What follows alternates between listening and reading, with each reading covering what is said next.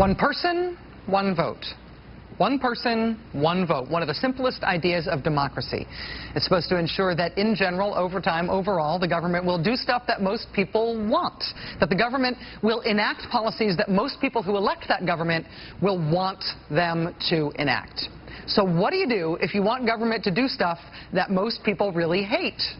If you want government to do things for which you've got maybe minority support, but which, say, are going to awaken the vast populous sleeping dragon that is the middle class, that is people who work for a living, the traditional base of the Democratic Party, all rising up against you. One thing that might help you get away with passing policies like that is to have a ton of money on your side. Having a few freely spending billionaires on your side can really help limit the damage your policies might cost you at the polls. But you know what would really help? Just directly limiting the damage your unpopular policies are going to cost you at the polls. Limiting it at the polls. Keeping likely Democratic voters out of elections. You know who's a likely Democratic voter? A poor voter, a low-income voter. You know what might make fewer low-income people vote? If you don't allow people to register or to vote unless they show a kind of ID that poor people are less likely to have. You know who else is a likely Democratic voter? Minority voters.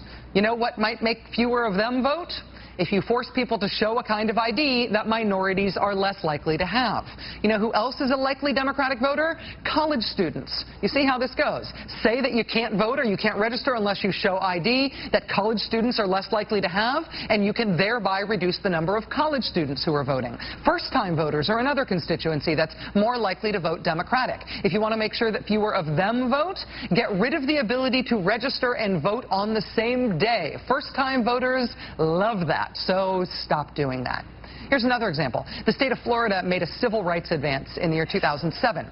Moderate Republican Governor Charlie Crist said if you were convicted of a felony after you completed your sentence and paid your debt to society, you could have your voting rights restored. More than 150,000 Floridians did so. And for a state struggling with the reintegration of former prisoners back into society, the challenge of knitting people cast out from society back into society, those 150,000 civil rights success stories were kind of inspiring.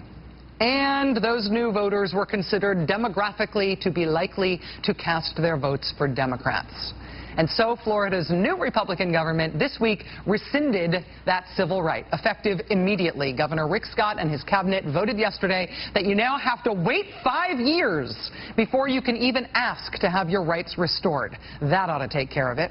While Wisconsin's famous Senate Democrats were in out-of-state exile to try to stop the Republicans' union stripping bill there, one of the things Republicans did in their absence was bring the state within about an inch of passing a law that would make it more difficult to vote in Wisconsin than probably in any other state in the nation. Among the provisions of the Wisconsin Republicans' Make It Hard to Vote bill would be that your Wisconsin student ID will no longer be sufficient ID for you to be allowed to vote. See, that's very handy, because students tend to vote lopsidedly for Democrats. When Democratic presidential candidate John Kerry ran in 2004, he won the state of Wisconsin barely. He won by 11,000 votes total in the whole state. At the University of Wisconsin at Madison, at just that one university, there are 17,000 out-of-state students who, it's safe to say, if they voted, mostly voted Democratic. They voted mostly Democratic then. They would most likely vote Democratic again, as young people and college students tend to do. So Wisconsin Republicans are throwing up a huge procedural hurdle to make it harder for students to vote. The U.S. Supreme Court has affirmed that if you are living somewhere to attend college there, you can vote there. But that doesn't mean Republicans have to make it easy. So no student IDs. In New Hampshire, Republicans are trying the same deal. The kids coming out of school and basically doing what I did when I was a kid and foolish, voting as a liberal. You know, and that's what kids do. They don't have life experience, and they just vote their feelings. Stupid kids. That New Hampshire Republican legislator there has introduced legislation that would only let college students vote in their college towns if they or their parents had previously established permanent residency there. Another New Hampshire bill would end Election Day registration, which would disproportionately impact first-time voters and young voters who, again, are more likely to vote Democratic. Over in Texas, they're dealing with a massive $27 billion budget deficit. In order to deal with that state's disastrous budget emergency, Republican Governor Rick Perry has introduced 5 bills this session that he insists must be considered on an emergency basis. One of them, just so you know, would make the state spend millions of dollars a year to force women to have ultrasounds if they wanted to be allowed by his grace, Rick Perry, to get an abortion. Apparently that's an emergency. Also, government small enough to fit in your uterus in Texas. But also on Rick Perry's emergency list is a restrictive new voter ID law for Texas, which, just like all of these, is expected to make it a lot harder for young people, first-time voters, poor voters, minority voters, and other traditional Democratic constituencies to get registered to vote and to actually cast their vote. This is the best part of it. The great partisan tell in the Texas law is that Republicans did recognize this is going to cause sort of a hardship. It's going to make it a little bit hard for some people to register and for people to vote. So they did include two exemptions to this draconian new voter ID law. Two exemptions. The two exemptions are for the elderly and for people who have concealed carry gun permits. So the only people they have exempted from their new Make It Harder to Vote voter ID bill are the most reliably Republican constituencies in the country other than the Cheney family: gun owners and the very old. In the 2008 presidential election, among Texas voters 65 and older, the Republican John McCain beat Barack Obama by 34 points. Among gun owners in the entire country, 62% voted for John McCain. These are the two groups for whom voting will be easiest now in the great state of Texas. But for everybody else, it gets harder.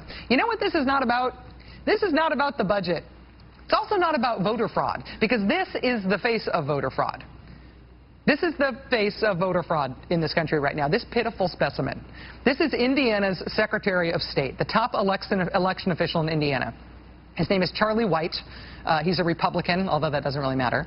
He has been charged with the pitiful voter fraud crime of lying about still living at his ex-wife's house so he could keep his job on the city council there. And then he voted in her precinct as well because he wanted to keep up the illusion that he still lived there even though he had moved somewhere else. It is pitiful. It would be pitiful even if he was not the Secretary of State.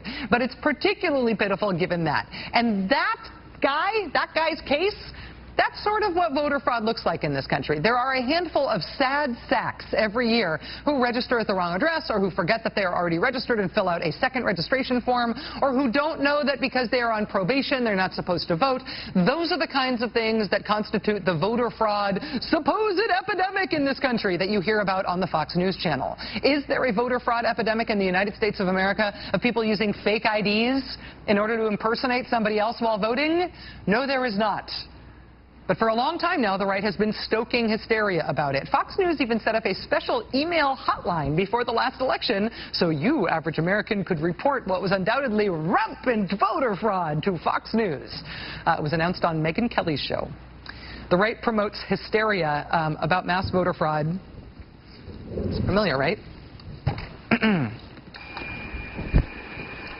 In order to create a sense that there is a crisis, in order to justify public policy that makes it harder to register and harder to vote, policies that specifically target voters likely to vote Democratic, to make it harder for those voters specifically to participate in an election. It is supposedly public policy that puts a Republican thumb on the scale for the next election and for every election after, making it more cumbersome and difficult to vote, particularly if you are a likely Democratic voter. They overreached on this big time during the Bush administration. Remember, this is where the whole U.S. attorney scandal came from.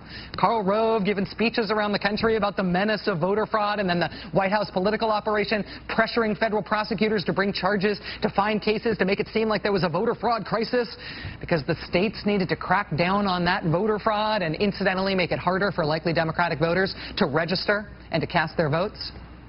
But U.S. attorney scandal or not, get this. Right now in 2011, Republicans in 32 states are considering adding more onerous ID requirements to make it harder to register and harder to vote, which should bring down the number of Democratic voters nicely in time for the 2012 presidential election, and which should limit any electoral damage these guys might be expecting from pushing for even wildly unpopular redistribution of resources and rights away from America's middle class. Ta-da!